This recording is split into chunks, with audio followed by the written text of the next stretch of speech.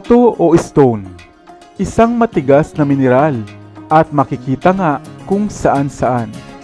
Subalit batid mo ba na hindi lamang ito magagamit sa paggawa ng mga gusali at bahay, bagkus ay maaari mo rin palang mapakinabangan sa aspetong pang-espiritual, bilang pang-proteksyon, panghalina, panggayuma, pampaswerte, at pampalakas ng pakiramdam. At kung papaano mo nga ba ito mapapalakas sa simpleng pamamaraan, iyan ang ating pag-uusapan. Pero bago tayo magpatuloy, kung bago ka pa lamang dito sa ating channel, ay huwag mong kalimutan na pindutin ang subscribe button at ang notification bell upang lagi kang updated sa aking mga bagong uploads. Bato, isang matigas na bagay, binubuo ng iba't ibang solidong mineral, mayroong malaki at maliliit, at minsan ay napakamahal. Kadalasan ngang ginagamit sa mga konstruksyon, sa pag-uukit, sa paggawa ng mga alahas, at marami pang iba. Subalit batid mo rin ba na may ilang uri pala ng mga bato o stone na espesyal, sapagkat nagtataglay pala ng mga espiritual na bisa at kakayahan. At kung iingatan mo ito at parating dadalhin, ay maaaring maghatid sa iyo ng iba't ibang kakayahan. Kaya naman, narito ang 5 klase ng mga stone o ng mga bato na maaari mong pagpilian. Una ay ang black tourmaline.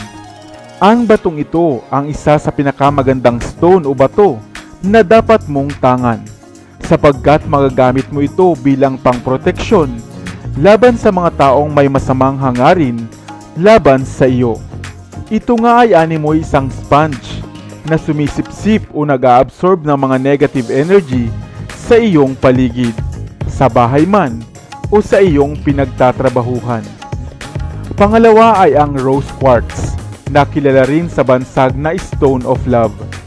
Ang batong ito naman ay magagamit mo sa pag-ibig o sa paghahanap ng makakapareha sa buhay. Nakatutulong rin ito sa pagpapanatili ng payapang kaisipan at pag-aalala, lalo na nga sa aspeto ng puso o pag-ibig. Ang pangatlo naman ay ang citrine, na binansaga namang merchant stone. Kadalasan naman itong ginagamit bilang panghalina o pangakit sa kaperahan, kasaganaan at kayamanan, lalo na nga sa mga nagnenegosyo. Ang pang-apat naman ay ang clear quartz, na siyang espesyal sapagkat maaari mo nga itong basagan o kargahan ng bisa base sa iyong pangangailangan at upang mas mapalakas nito ang iyong aura at positibong enerhiya. Maaari mo nga itong magamit bilang pangproteksyon, panghalina at higit sa lahat ay pangpaswerte. Kapag minsan ay nalalapatan din ito ng mga orasyon at dasal na pakain upang mapalakas pa at mas maging epektibo. At ang panghuli ay ang batong azurite, na epektibo naman para sa mga tao na mayroong espiritual na kakayahan, kagaya ng mga antingero, albularyo at mga psychic. Makatutulong ito upang maging malakas ang inyong intuition, pakiramdam at instinct. At gayon din kung meron kayong kakayahang makipag-usap sa mga ibang elemento o espiritong hindi nakikita.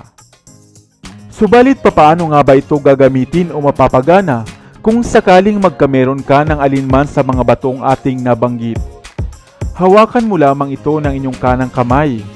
I-visualize ang inyong goal o pang sariling intensyon at isali ng inyong enerhiya at pagnanais sa inyong hawak na bato. Pwede mo rin itong ipabless o kaya naman ay ipatong sa altar, pabasbasan sa pari o kaya naman ay simbahan. Sa kabilang banda ay maaari mo rin itong isangkap sa mga kalmen o mga pouch kasama ng ilan pang mga gamit katulad ng mga herbs at mga mutya buhat sa kalikasan.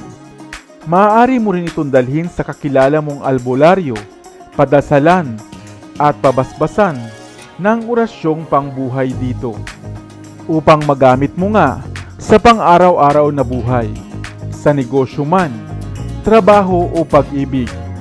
Subalit laging tatandaan na ang mga pampaswerte at panghalinang ito ay gamitin lamang nating gabay. Magsikap at magpursigi sa buhay. Ikaw, meron ka ba ng ilan sa mga batong ating nabanggit? Sana ay may bago kang natutunan sa videong ito. Dito na sa Best TV, tayo ay matuto. Utak mapuno ng bagong kaalaman. Dito na sa Best TV, tayo ay lumibot. Lihim na mundo ay ating matuklasan. Dito yan sa Best TV, dito yan sa Best TV, dito yan sa Best TV.